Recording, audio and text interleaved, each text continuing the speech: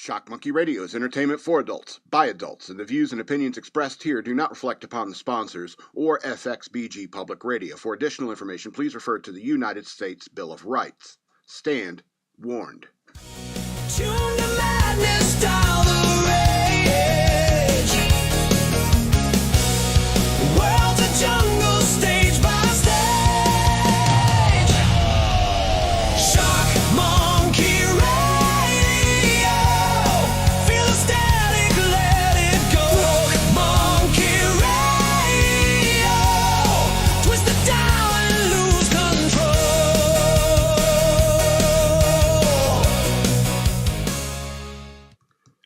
So there's this sweet older lady, I'm pushing 50 myself, older lady, who comes, is like a regular at this place I work, and she said to me the other day, is like, every time I see you, you have a smile on your face. And I was like, wow. And I just immediately blurted out the truth. It was like, I don't think I've ever heard that before. Because there was a long time when there was never a smile on my face. Mostly I remember, sometimes it'd be like, you remember those days, EK? Me, angry eyes, clenched jaw. And if I do say something, it's pretty horrible, mean, and slightly funny. It's like, because that was the only thing like I had any pride of back then, was like, he could really like say something that digs into the depths of your soul, but it's kind of funny. And but things have changed for me. I started doing this, the writing and doing the show, and started looking at life through mirth-colored glasses, and so it just leaves me with a smile on my face. Sorry. It's like I like making jokes, and when I'm working, especially when you're working, you got to be making jokes every second you can. If you're cutting a tomato, you're just, how can I make a tomato joke? Ketchup. I could say ketchup. Hey, you bring me more tomatoes? Hurry, catch up. We got to catch up. Seriously, live your life, even if it's stupid jokes. So it leaves a smile on your face as well.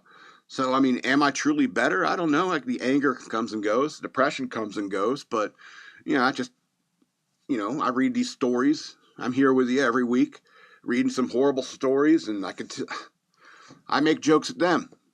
You gotta, laugh to keep from crying, because, after all, we all know that there's more in your life coming, right? There's always more coming. So laugh while you can. What's they say? Make hay while the sun shines. I know it's kind of overcast and rainy today, but you know what I mean. Welcome to Shock Monkey Radio. I'm your host, the Madman. I have a Patreon. Please go to patreon.com/shockmonkeyradio. $3 a month. That's all. I would appreciate it very much. You can send me money through Cash App as well. Or, I suppose. At Shock Monkey Radio is the cash tag. Follow me on social media up there. So, did you have a good 4th of July? I was in bed really early on 4th of July. I'll be honest with you. I was out in the sun, and the thunderstorms came in right around fireworks time. And so I was like, I'm not going to worry about it. Just crash out. I was quite inebriated after all.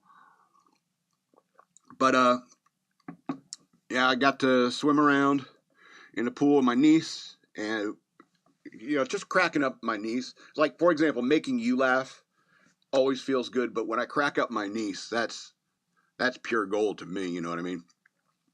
So, we're swimming around the pool, and I found these goggles, and I put these goggles on, and they're clearly little kid goggles. They're too small for my face, but I put them on anyway, and I'm swimming around underwater, and I pop up next to my niece, and she looks at me with this tiny little goggles on, and she's laughing. And I was like, what's so funny? And she's like, well, you look like one of those little kids at the pool that come up and want to play stupid games with you. And I just blurted out, you want to play Mermaids? You want to play Mermaids with me? And she's just dying laughing. For like the next 5 minutes, I'm doing the whole Mermaids bit. Do you want to play Mermaids with me? I'll be the first mermaid. Stuff like that. And just getting her rolling, and that was the highlight of my 4th of July. Even though I got one of those, what's it called, bug assault guns, because, I had that spider in my hair. I talked about it a few weeks back, and I saw the ad for this thing. I was like, I must have it. It must be mine. And so I got this bug assault gun. It's a gun that shoots salt, and it can kill like a spider or a fly. Things with harder exoskeletons like wasps, a little bit tougher. You gotta. If you engage a wasp with this thing, you better be ready. Better be ready. Not that I got hit by any wasps. Every single wasp I took out didn't get me. Okay, so that was my fun 4th of July, such as it was. I'm kind of lame like that. I was like, I don't party way into the night. I kind of like come the evening when I want to start drinking. I want to be at home. I want to be safe. I don't want to be any possibility of me driving anywhere. So I got like a frozen pizza and ready to go. I'm not the clubbing type. I'm not like when I was like 22. Dancing all night in the clubs and then coming back to the barracks and taking a shower at 4 a.m. so I can go to PT at 4:30 a.m. Can't do that anymore, stinking of liquor. All right, so moving on. Let's talk about Rooster Cockburn and Sundar the Bold. So I wanted to talk about Sundar the Bold because that's the game we most recently played, which I guess is like a licensed property, like Stranger Things D&D licensed property. I tried finding a picture for it. It's impossible. All I could do is like download a PDF of the character sheet, and I'm just like, and that's the character I played in D&D, but I couldn't find a photo of it, so use on the show. Show what I'm talking about. And I'm playing Sundar the Bold. Oh, props. Yeah, here we go. And it's just like a standard, what do they call, like a cookie cutter, standard character. Sundar the Bold. And I like that. I like a fighter. I like Sundar the Bold. That's the game. EK on point when it comes to props. He's not going to bring the whole map in here because it's still. I'm sure it's still holding on the battle we're about to have. Anyway, so I'm playing this character. And it's like Sundar the Bold. And he's like, and EK is playing. Like the game master. He's like, "Are you sure? Maybe you want to check for use your intelligence? Check maybe for traps or something." I was like, "Nah, I'm bold." I just start running through there like. Traps are popping off everywhere. I'm like, oh, whatever. There's some weird creature. I'll kill it, I suppose. I'm even arguing with him. It's like, I don't think I should be able to be carrying this much. I'm going to leave 2 of these weapons behind. I don't want to flail. Anyway. But and that's just like how I play in role-playing games. It's like, I'm Sundar the Bold. That's who I want to be. When you play a role-playing game, you want to have fun with it. And you got to like, make a character you love. Like this is one of many. Every single player character that I've played, I mean, I've had so much fun with. Going all the way back to Jackrabbit, to Shock Monkey, Rooster Cockburn. I can't remember them all. There's so many I made, so many I played, and I, fell in love with them. And Rooster Cockburn and Shock Monkey live in the same universe. And Shock Monkey's just a, intelligent, tall monkey with shock gloves. Real simple. Rooster Cockburn is a humanoid rooster. And the only thing that he can glide and he can use guns, Look how silly this gun is. It's got a revolver and an ejection chamber. And you may be wondering what the hell Britney Spears stays, but if you see all those cardboard cutouts of famous people from like the early 2000s, that's what was on the train. And I forget, somebody was trying to, like, one of the bad guys was trying to take the Britney Spears cardboard cutout out of the train. I was like, no, Britney Spears stays. And it's just something, it's a line to deliver for your comic book.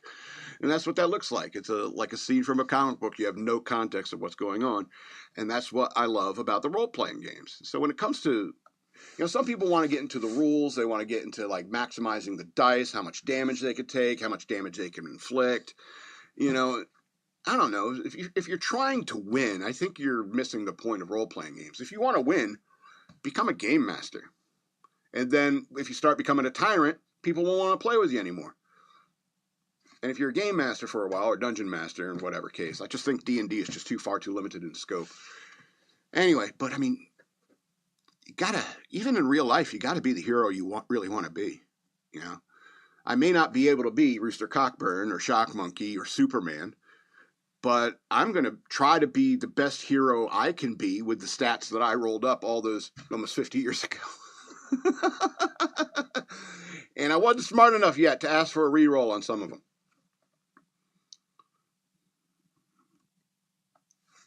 All right, let's go on to the next topic here. So, sometimes you'll wake up in the morning, and I was like, ooh, I got to go to the bathroom. And I'll jump up out of bed, and I'll run to the bathroom. And I'm like, start everything going, and like, damn it, I forgot my phone. Good thing I'm the kind of guy who keeps books and magazines in the bathroom, a little basket in my bathroom. And one of them that's in there is The Death of Cool by, I don't even know if I should say his name. But, and so I was flipping through there, and I was thinking about, like, one of the stories he tells in there, and I think it's just absolutely hilarious. And I'll tell you why afterwards. But he tells a story about him and his family, because his brother's like 10 years younger than him. So he was like 17. It must have been like 1987 or something like that. And his brother was 7, and his family went to a like Cuban resort to go and spend a week. And so he's 17. His brother is 7. And so he wants to go talk to all the girls. Gavin wants to go talk to all the girls, and he's like, but I have to have my brother tagging along. And so he actually meets this girl and starts talking to her, and he makes up this lie to make himself look more interesting. It's like, because, your family's around. You're at the buffet line, you're meeting a girl, you're talking to her, and you're like, yeah, your mom's there. Hi, sweetie. She's Scottish. His family's Scottish. Hi, sweetie. You having a good time? However they talk. Sorry. And they're like, yeah, Mom, we're doing just fine. Anyway, I'm trying to talk to this girl here, And the girl turns to him and says, like, oh, is that your mom? She looks really sweet. And he's like, nah, she's not really my mom. My dad remarried after my mom died of cancer. Now she's making us call on her mom and stuff like that. And she's like, oh, that's really sad. And they puts more food in the buffet line. She walks off, goes to a table, and he turns to his brother, and his brother's just looking at him like, what are you talking about? That's our mom. And he's like, listen, it makes us look interesting. Just go with it. Go with my lie. And he's like, okay. And he goes, sits down, eating with this girl, and they're chatting more about his new mom. And he's elaborating on the lie. And he's like, yeah, she they got married like almost a year after her death and mom's death, and I don't know, kind of weirded us out when it happened, right, buddy? And he's like, yeah. And then she started like trying to insert herself into like memories like before she joined us. You know what I'm saying? Hey, remember that when we were talking about the water park? When we went to the water park before Mom died, and his brother's just going along with it. Yeah. Remember, she said when he slipped on his. We were talking about when he slipped on a water slide and like fell on his butt. It was so funny. We were all laughing. She said like, "Oh yeah, I remember that. I was laughing my head off when that happened." She's like trying. She wasn't even a part of the family. She wasn't around. She wasn't even there. And she's doing this stuff. And so Gavin's just spinning this bullshit story about this. No, that's my dad remarried kind of story. It's not really my mom. And finally, they're on this. They got these rooms at the hotel or whatever at this resort. And I don't know, his younger brother's up playing Nintendo or something like that. And his mom shouts up and come do something, sweetie. And he's just up there. It's like, man, I was level 3 point. Man, fuck that bitch. And then he thought for a second, and he's like, wait a minute. So he went and did whatever his mom needed her to do. Then he came right to Gavin. He says, look, bro. We got to give this up. I can't take it anymore. I'm in too deep. I'm starting to hate our new mom. And I don't know. It's just a hilarious story that happened in a summer resort when Gavin was a teenager. I mean, he's a little older than me, but we both grew up kind of in the same time. And so when I read that the first time, I remember like back when I was like 16, 17, we'd be going on like youth trips. Centrifuge or, I forget what things through the church, and it's a bunch of youth thing going, you go and meet a whole bunch of other youths, and they're hoping to pop out, eventually pop out a bunch of Christian kids who get married first, so we went up there. And so we usually have like a 2-hour, 3-hour ride to go to this place where everyone's meeting up for this, youth jamboree where you climb ropes and eat sausages and build your character and all that stuff. And so me and like a couple of friends, there's like 3 of us that would always be hanging out together. Now let's make up some names. Let's make up Scott, Tony, and LaMarcus. All right. Now, 2 white guys and a black guy. Okay. And so what we'd say is like, look, here's the story. We're all the same age. We're fraternal brothers, and we would pick one of our last names to one of the white last names. Like, I don't know, make one up. Johnson. I guess that's either or. Trump. Anyway, we'll pick one of the white last names, and we'll say we're fraternal twins, which means we are all born at around the same time, and we all technically have all the same DNA. And we use our first names, so it's Scott, Tony, and LaMarcus. These are fraternal twin brothers.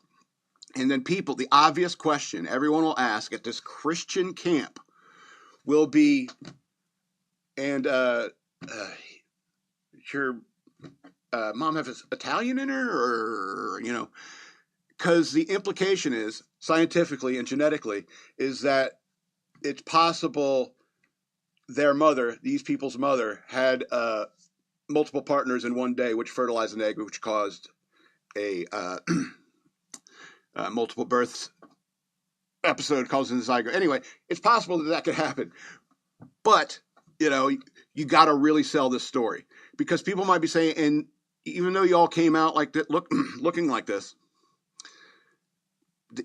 your parents actually gave him the name LaMarcus? And you guys, like all 3 of you in unison, you're like, mother insisted. She insisted. I don't know. She's like some guy she knew way back in the day. A friend of hers, a really close friend of hers. And on the ride up there, we come up with this bullshit story, and we tell everybody else in our church group the same bullshit story. Then, when we get there, we say, listen, you can make up any kind of bullshit story you want about us. But as soon as you do, you have to come and tell us about it. And so, like, somebody else from the church group is like, yeah, I told them a story about you guys stealing watermelons from a watermelon patch, and you were running away, and the guy came out with a rock salt and started shooting at you, and one of you got shot in the ass, and all 3 of you, I got shot in the ass. I'm the one who got shot in the ass. We'd argue over that. I don't know. It's just some sort of intellectual game before I decide, I found alcohol. I get bored and make up some stupid game. Anyway. Good book. A lot of good pictures. It has a real magazine feel because, of course, he's like known for like magazine writing. But not too intellectually demanding a book. But lots of funny parts. All right, let's do the coin of the week. Surprise. It's not a coin at all, it's a bill. I'm just a bill. Anyway, so this is a recent acquisition. This is 250 dinars. Now, I want to talk about how lucky a note can be. But basically, you can't scratch a lottery ticket with like a bill. I've had some success with like index cards and like credit cards, but basically, bills are usually like currency are usually made of fabric and paper. So it's basically like the crappiest washcloth ever. However, they are good for drying tears. Money is good for drying your tears. Anyway, so the coin of the week is a 250 dinar, Iraqi dinar banknote from 2002, issued by the Central Bank of Iraq during the final years of Saddam Hussein's regime. The front side, head side, right here. That has a portrait of Saddam Hussein in a suit and a tie, with an intricate Arabic calligraphy, security patterns, and the denomination. The other side features the Dome of the Rock, labeled Rock Dome in Arabic, which is in Jerusalem. This is a notable design choice, as it depicts a major Islamic holy site. It also shows the Central Bank of Iraq, 250 dinars, denomination 250 prominently. This is cataloged as P88, or similar PIC number variants. I have no idea what that means. In standard banknote references, this is part of the late Saddam era series before the 2003 currency overhaul. There's historical context. I don't know if you know about Iraq, but what happened around 2002. 2003. And it was issued in 2002, just before the Iraq War. These Saddam Dinars remained in use briefly after the 2003 invasion, but were phased out in early 2004 in favor of new post-Saddam notes, which removed his portrait and focused on his Iraqi historical cultural themes. During the late Saddam period, hyperinflation and economic sanctions made higher denominations like this one common in everyday transactions, as smaller notes lost much of their value. As a collector, the value of this would be like an uncirculated example, typically sell for $3 to $10 on the collector market, depending on condition, serial number, and variety. All right, circulated ones are worth less, probably more like what mine's worth, often near face value in the numismatic sense, but with little actual purchasing power today. The modern Iraqi dinar is a different series. Many surviving examples from this era can have printing variations for counterfeits.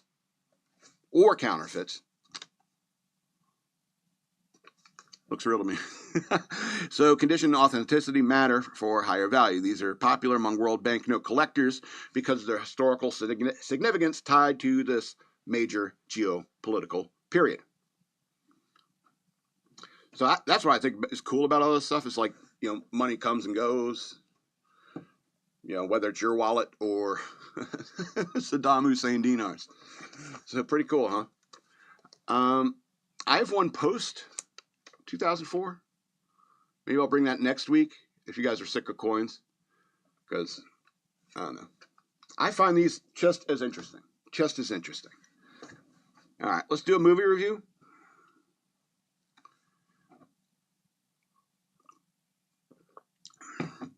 A 2015 movie called Run All Night, star-studded cast with Liam Neeson, Ed Harris. Let me read the thing.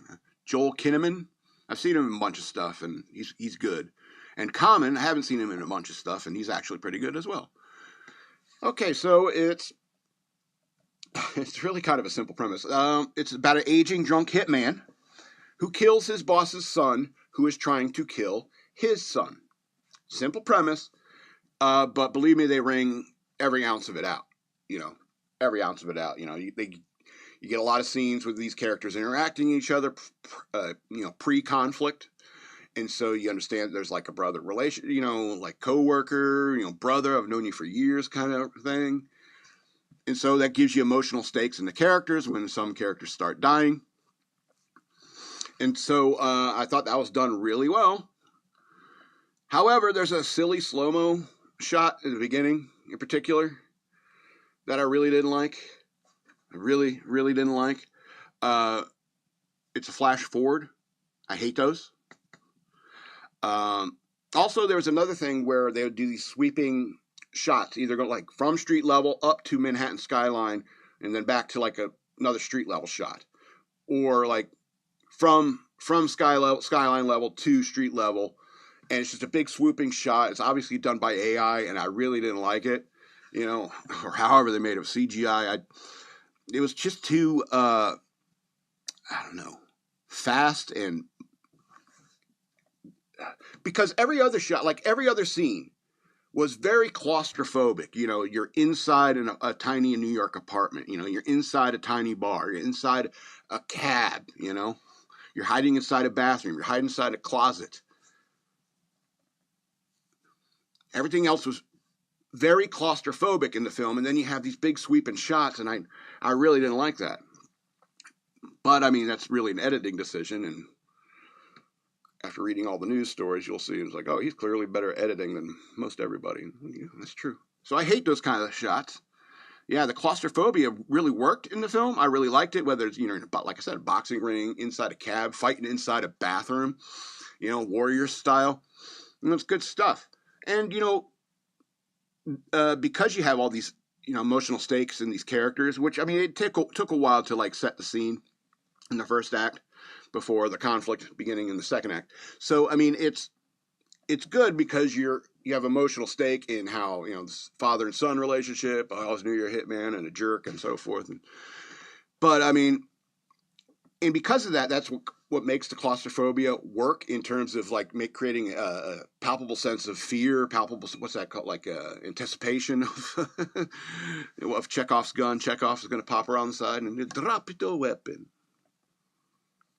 I don't really understand the Chekhov's gun metaphor. Anyway, there's a scene where they evacuate. They're looking for these two guys in one building in Manhattan, residential building. So the cops come in and say, okay, we're looking for these two guys. Yes, they're armed and dangerous, but we're going to evacuate the entire building. Like, in the middle of the night. Do the police really do that? Seems like a fire hazard. Oh my God, the building's now on fire. Now the alarms are going off and everyone really does need to go out. It's like, oh, well, way to get ahead of it, officers, I suppose. Anyway, for some reason, that scene irritated me. I don't know how protocol is in New York for chasing, but two armed people into a building filled with hundreds of people and say, hey, we got to get all the people out. I don't know. It seems silly to me. Here's what's funny is Liam Neeson uses a revolver in the movie. And maybe I'm just autistic in this regard, but, whatever you do, don't try counting the rounds, because they always say, it's like, oh, well, he must have reloaded in between scenes. It's like, oh, okay, fine. But, it really irritates me when it comes to films and he doesn't reload when he needs to. You see one reload on screen, and by my count, he still had two more rounds in there. And so it just bothers me. I understand when you're doing an action movie and you give a main character a revolver, there's plenty of scenes that may get cut. It's like, yeah, he fired 2 rounds here, but we're going to cut this scene where he fired another 2 rounds there, 3 rounds here, and later in the movie we're cutting that out. So you put it all together, and it's like, he just reloaded when the camera was cutting. And so, I don't know why that bothers me or how difficult that must be to get correct on film. Anyway, but then if you're sitting there worried about how many rounds are in the revolver, and then all of a sudden at the end of the movie you start caring about every single round of the Winchester, it's like, oh, only 4 of them, loads 2. I don't have time, he's on the move, it's, I don't know, it's like, and then every single round counts at the end. It bothers me. It's like, you focus on that. That being said, it is an incredibly well-acted movie. Ed Harris has an intensity, that is really kind of terrifying in this film, and I think it did really well. Liam Neeson, he usually plays that kind of terrifying guy, but I think Ed Harris did a better job at it in this movie. Liam Neeson's character is more like a screw-up, a drunk, a hitman that hasn't been used in a while, and I don't know, it's a little bit more hopeful a character, trying to turn a new page or become a better person somehow, considering all the awful things he did and trying to make things right with his son. It's different kinds of characters for Liam Neeson, and a really good performance by Ed Harris. And Common, who must have had fun with that role. That must have been a fun role to play. To play like a rival killer who just operates a little differently. Anyway, Run All Night, 2015 movie, 10 of 13 stars. Like I said, I hate flash forwards. I hate those sweeping transitions. That stuff really killed it for me, but the story, even if it is a simple premise, was excellently done from start to finish, because it drew you into the relationship that these characters had before the crisis in the second act. Really damn good movie. 10 of 13 stars. Let's get into the news worth knowing.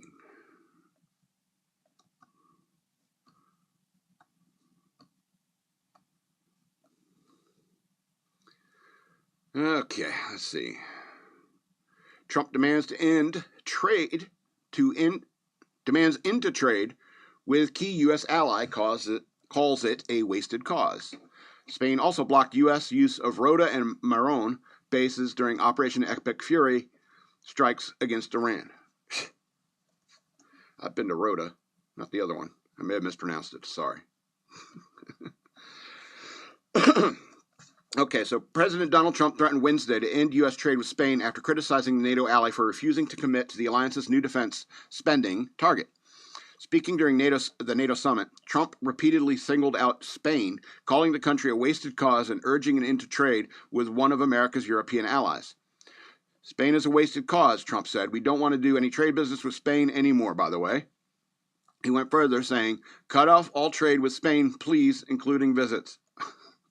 The president's comments come after NATO leaders backed a new defense spending benchmark, calling on allies to invest 5% of gross domestic product in defense and defense-related expenditures.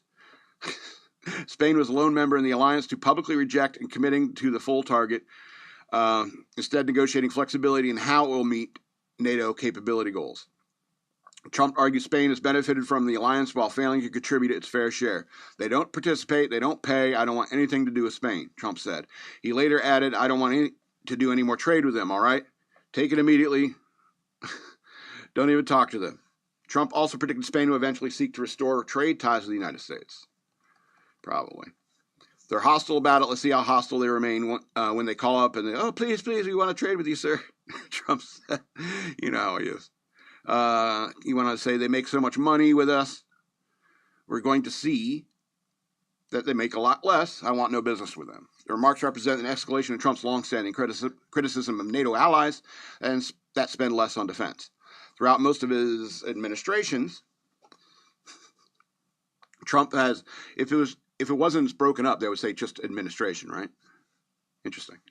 Trump has argued that countries failing to meet alliance spending commitments unfairly rely on the U.S. for their security. So blah, blah, blah. Obviously, NATO's been piggybacking off us for a long time, saying that the UN sucks. We need to get rid of that. We need to get rid of NATO. I don't think we need that either.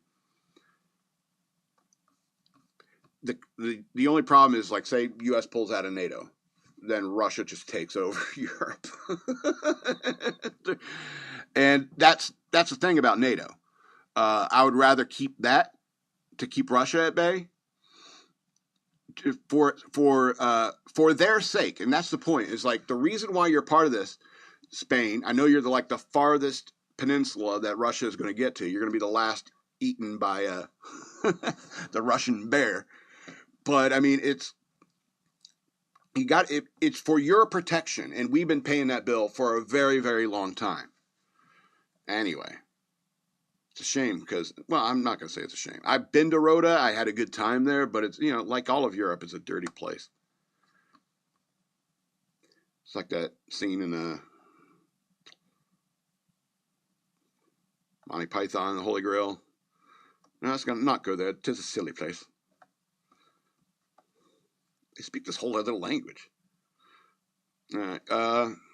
South Carolina block party. Thugs with machine guns spear charged. This headline. Spear charged in mob attack on officers, police say. Okay. A chaotic 4th of July block party in North Charleston, South Carolina that erupted into gunfire involved a machine gun and a spear, and erupted with an assault on police officers has now resulted in charges against 6 people, including 4 juveniles, authorities announced. The North Charleston Police Department, NCPD, announced charges against 6 people and identified 2 adults who have been charged in connection with the July 4th incident in the Chicora Cherokee community. The juveniles faced charges ranging from 3rd-degree assault by mob, assault on a police officer while resisting arrest, possession of a machine gun, and breach of peace. They keep saying machine gun. I wonder if it's actually like a fully automatic, like not like a fire select weapon, but I guess it could be a fire select weapon. Anyway. But you say it's like we found a mounted M60 on some guy's car. Just on the back of his Jeep. Just a 50 cal or something. Anyway, possession of machine gun and breach of peace. Because they are juveniles, police did not release their identities. Authorities who arrested 19-year-old Giovanni Mackay Sincere Campbell of North Charleston, who is charged with possession of the machine gun.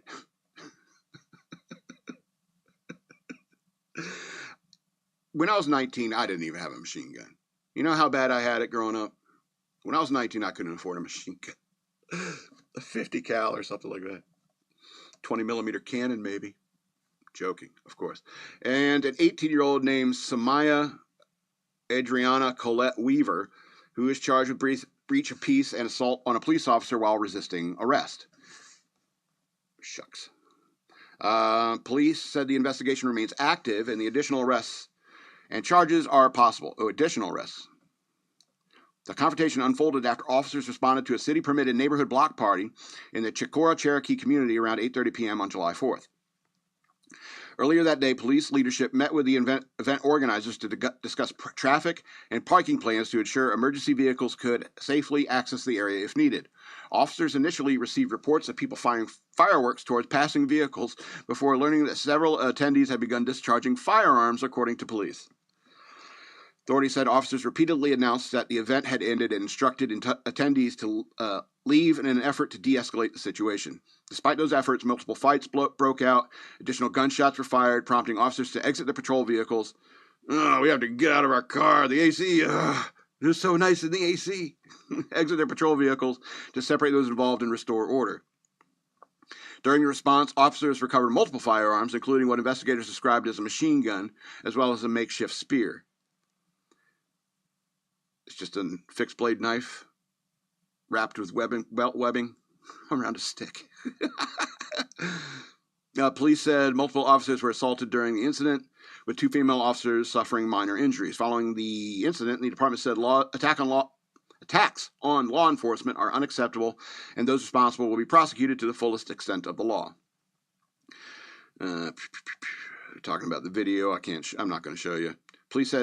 Police have not said whether they have recovered any of the recovered firearms discharged during the incident or whether the makeshift spear was used during the assaults. Authorities said no civilians reported injuries. Good. North Charleston Police Department thanked members of the community who assisted officers during the violence, as well as responding agencies including the Charleston County Sheriff's Office, Charleston Police Department, blah, blah, glad handing. Investigators continue to examine the shootings and blah, blah, blah. Anyone with information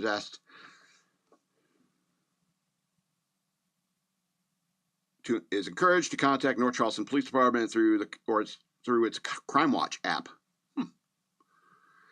So I guess there was a couple female officers that were there that got injured. I don't remember seeing that in the article. Let's just say women shouldn't be cops. And it's really simple. It's like, for example, I shouldn't be a cop. I know I talk a big game about being a badass, but I mean, 5'11", 250. And there's guys out there that are like 6'10", 350. You know what I mean? So even when it comes to like man versus man, it's like not every man is fit to be a cop. EK should not be a cop. Nope. I love his little tiny butt, but he shouldn't be fighting like the biggest people you see in the world, out here in the world, you know what I mean? Secondly, people want to like look at the demographics of this group and community, and why they got arrested and what that, I don't think race has anything to do with this. I think justice has everything to do with it. No matter what the community, the demographics of the community. If you are arresting the bad people in the community and putting them in jail, then they could pull off a block party because a lot of the troublemakers aren't there. But if you're arresting people and you're just, let's dismiss some charges, like, we got overcrowding or something. Just shove them out the door. You got a record now. Good luck. Then you got far more criminals in the community who are going to stir up trouble and stuff like that. Now, I'm not saying shooting Roman candles at cars isn't amazingly fun. It is amazingly fun, and generally I would say you're probably not going to hurt anybody doing that. But when you start pulling out guns, all right, I have a problem with that. All right, especially if you're in a large, crowded area. Like, for example, say you have a legal right to a rifle. All right, even like you have a dealer, your arms dealer or something like that, legal arms dealer in this country, and you have a fully automatic rifle, and you go out in your backyard, and you live in like a bunch of townhomes, and you shoot, put a clip into the air on 4th of July. That's a pretty stupid thing, because bullets are going to come back down and start plopping into the townhomes around you. All right? But if you're out in the middle of nowhere, shooting up in the air is no big deal. just, watch out. Generally, I don't think it's a good idea to shoot bullets into the air. I would rather you shot blanks. Maybe you're doing blanks. I don't know. But I don't think these people were, no one was hurt. So I think people were just shooting up in the air on 4th of July. But if you're in a confined, especially residential area, you shouldn't be doing that. Anyway, just my personal opinion. All right. A lot of people have weird feeling, like perspectives of Erika, Kirk, and wow. I don't want to get into the subject because, like Ben Shapiro talks about it endlessly, and so does Candace Owens, and I don't understand people's. She lost her husband. Wouldn't that make you a little weird and crazy? Anyway, Erika Kirk comforts a stranger in tears during hearing for husband's accused assassin Tyler Robinson. Danae Branch, who attended Utah Valley University event where Charlie Kirk was killed, described the moment on Instagram. Provo, Utah. In an emotional moment in the gallery during the second day of preliminary hearing for the Charlie Kirk's accused assassin Tyler Robinson in a Utah courthouse on Tuesday, the victim's widow, Erika Kirk, reached forward to hand a tissue to a crying woman in the row in front of her. Over the course of the hearing, Kirk family has been given permission to come and go to avoid the painful testimony. At one point Tuesday, as defense attorney Richard Novak cross-examined the case's lead investigator, David Hall, the Kirk family left the room as the testimony turned to the fatal gunshot. That's good. That's smart. Get the kids out of there. Hopefully your kids aren't there. But if the kids are there, you should get them out. They returned to about 10 minutes later when the topic changed, with Erika Kirk leaning on her mother-in-law, Kathy Kirk. As they took their seats, Erika Kirk leaned forward and handed a tissues to a woman, Danae Branch, who was seated in the row ahead of her. As they took their seats, Erika Kirk leaned forward and handed a tissues to a woman, Danae Branch, who was seated in the row ahead of her. First of all, handed tissues, no A, or it could have been, or was it a tissue? All right. To a woman, the woman you've already identified earlier in the article. You could have just said, handed a tissue to Danae Branch, who was seated in the row ahead of her.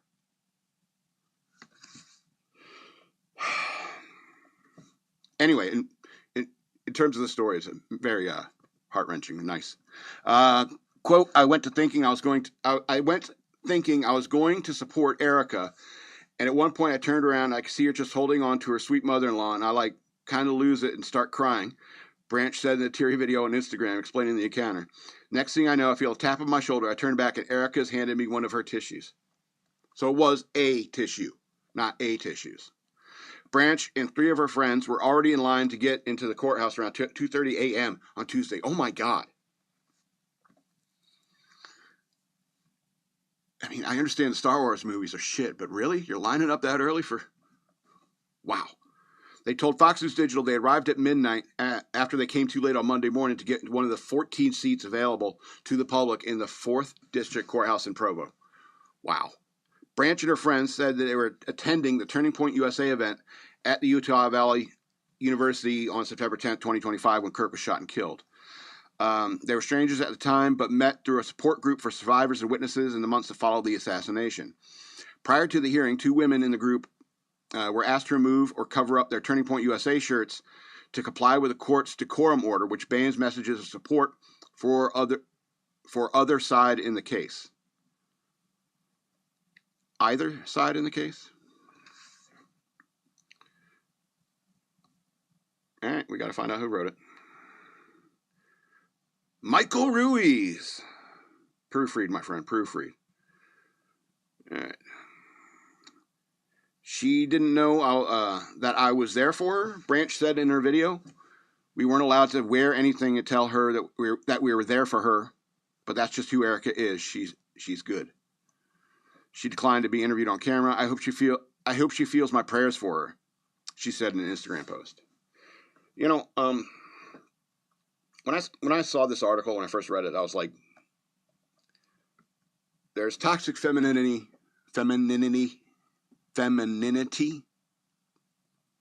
femininity. And there's non-toxic femininity. Erika Kirk is non-toxic. I'm sorry. That's just my opinion. I know people have lots of opinions about this chick, and I really don't get it. Her husband was assassinated.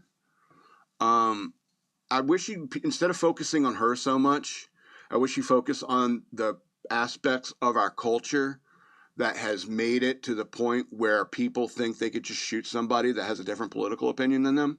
I think that's like a far more important issue to deal with instead of like when and where Erika is crying, what she's wearing.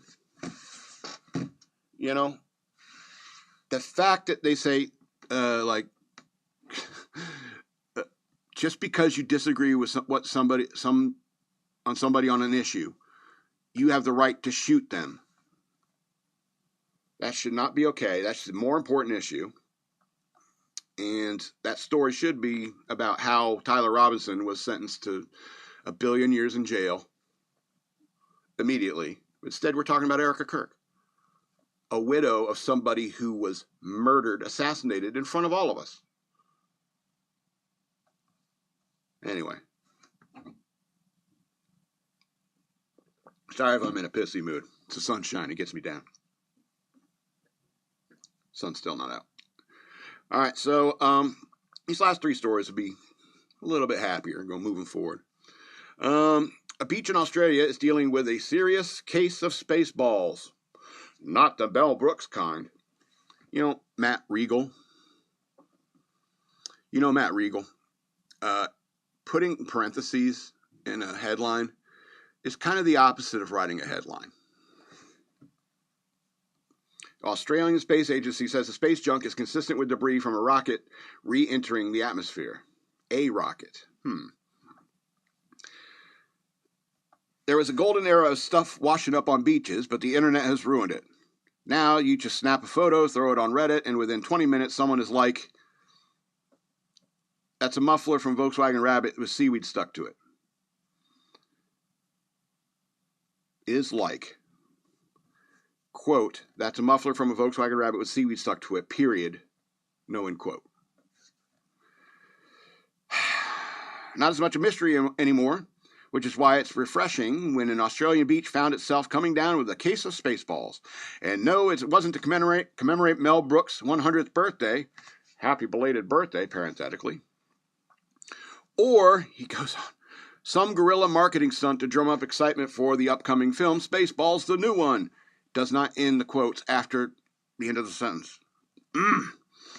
This week, a few big metallic balls appeared on a beach in North Queensland, Australia, with Queensland Fire and Rescue warning people to stay away from the mysterious objects. Excuse me. Quote, Queensland Fire and Rescue crews are continuing to assist partner agencies following the discovery of several potentially hazardous objects found around Forest Beach in North Queensland, they said on social media. While they're not some kind of alien technology that will unlock the next step in human evolution like the monoliths in 2001: A Space Odyssey, it turns out that these balls are genuinely from space. The Australian Space Agency says they believe the space balls are actually pressure vessels used in a space launch. Quote, the recovered objects appear to be pressure vessels from a space launch vehicle, a spokesperson told the Australian Broadcasting Corporation. The agency has identified the likely source. Objects' location and characteristics are consistent with debris from a foreign rocket body that recently re-entered the atmosphere from orbit. So we talking about China? Are we talking about Australia? Are we talking about Elon Musk? What are we talking about?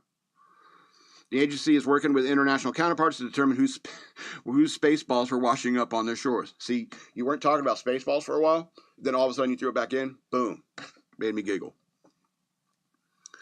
If you ever stumble upon space junk and you think you're going to take it home with you and put it on display in your office to impress guests, as has always been my plan, quote, never touch, move, or recover space debris and assume it to be hazardous. Move away and contact emergency services, the agency said.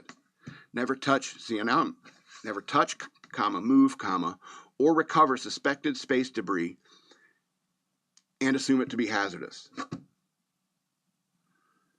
Never touch, move. See, this is not even him. This is from the agency.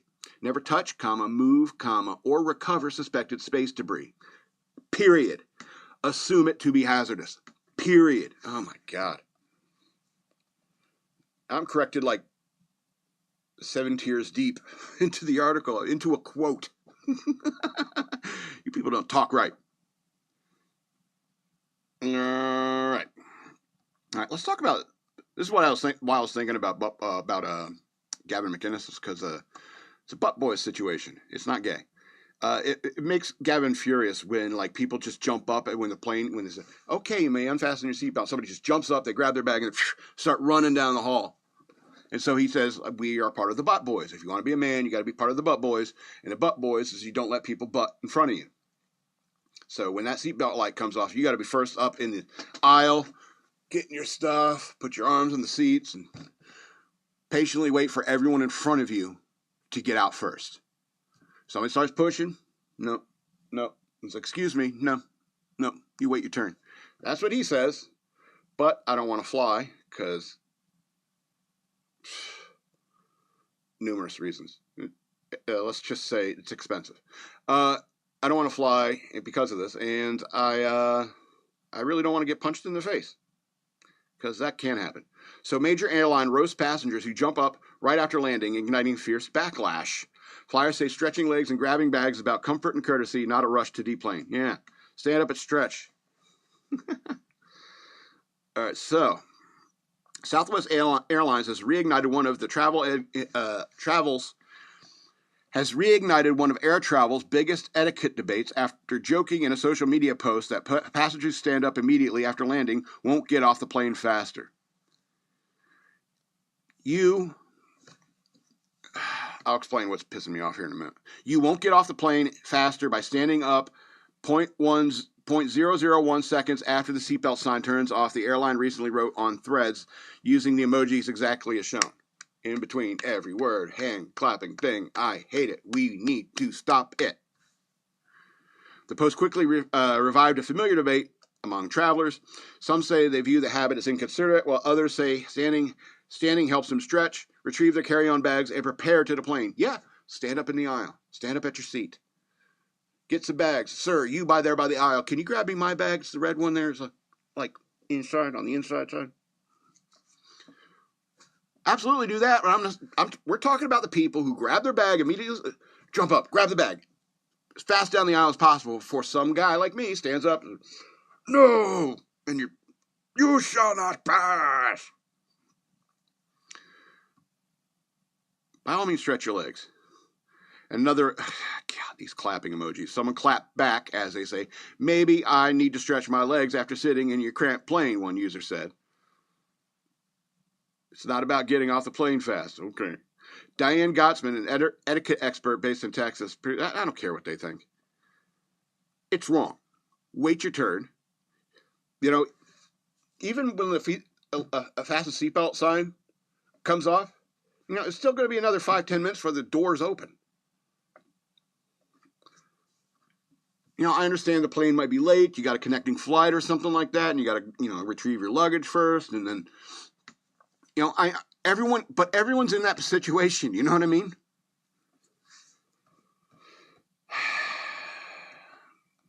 Use the Gandalf line. Somebody starts pushing by you. You shall not pass. And then they'll think you're crazy. It's like, I don't mess with a crazy-ass Lord of the Rings fan. He's weird. All right, last story, and we're out of here. We're going to Outkick. Matt Regal again. Maybe he edited this one. Proofread it. Airport business geniuses are doing whatever they can to ensure World Cup fans get their ranch fix. A Reddit post shows ranch dressing towers alongside World Cup merch, letting fans take home ranch without breaking TSA rules. How much ranch can I get back to Scotland? One of the biggest off-pitch stories of the 2026 FIFA World Cup was the watershed moment of the rest of the world. For the rest of the world, was that the discovery of ranch dressing. You know, we always joke about the European mind not being able to comprehend things like Pop-Tarts bowl, but it turns out even a bottle of Hidden Valley can be tough to wrap around those Euro noggins. Those Euro noggins around? Anyway, it's bad. However, as more fans leave North America, as the World Cup knockout stage progresses, business-minded folk are doing their best to ensure that those who developed a ranch dependency while in the U.S. can courier a bottle home without running afoul of the TSA. Reddit user... excuse me. Reddit user Supermav 27 shared a photo in a mildly interesting subreddit. Parenthetically, a personal favorite because it doesn't overpromise. Showing a tower of ranch dressing alongside World Cup merch at JFK Airport. They're selling cups of ranch. Hidden Valley ranch. That's great. Now talk about vindication, because a certain very handsome writer, raised his hand parenthetically, suggested this very tactic when people started having trouble mulling ranch, or as they should call it now, white gold, in their carry-ons. I said your Hudson Newses of the world should order ranch and start selling it, because you could take anything you buy there onto the plane. Plus, Hudson News is the ultimate impulse buy store. It's hard to walk in there without coming out with a pack of gum, a Gatorade, and a mass market paperback. Just wish my obvious business sense could be harnessed to create the next Microsoft or SpaceX, instead of just coming up with semi-obvious ways to move a few bottles of ranch dressing. Well, everyone has to start somewhere, I suppose. But in the end, it was always about one thing and one thing only: making sure fans who fell in love with ranch dressing could take home a bottle of ranch to slather over at whatever they normally eat. Yeah, so I guess Outkick's more like opinion-based. It's okay. I mean, it's a little more fun to read, I suppose. But, I mean, you're not going to make $1 million, but, I mean, you need to proofread. And put the quotes at the end of the sentence. Just because it's a period doesn't mean, oh, that obviously the end of the quote. And if that's some sort of new rule that they teach in English or journalism school, I'm going to be really, really mad. Because, like, the Oxford comma, people have forgotten that. It's really, really pisses me off. Anyway, sorry for being angry today. Sorry for being pissed off today. But this is going to be the end of the show. I remind you again, I have a Patreon. Please go to patreon.com/shockmonkeyradio. $3 a month. I would very much appreciate it. And you can also get some stuff that's behind the paywall. There's some stuff back there. And if you want to send me money through Cash App, use the hashtag shockmonkeyradio, all one word. And follow me on social media at DNALATSAW. That's the word wasteland spelled backwards on Twitter. SLRobbins13 on Instagram, and Shock Monkey Radio Redux on Facebook. This has been Shock Monkey Radio. I'm the Madman, and I love you.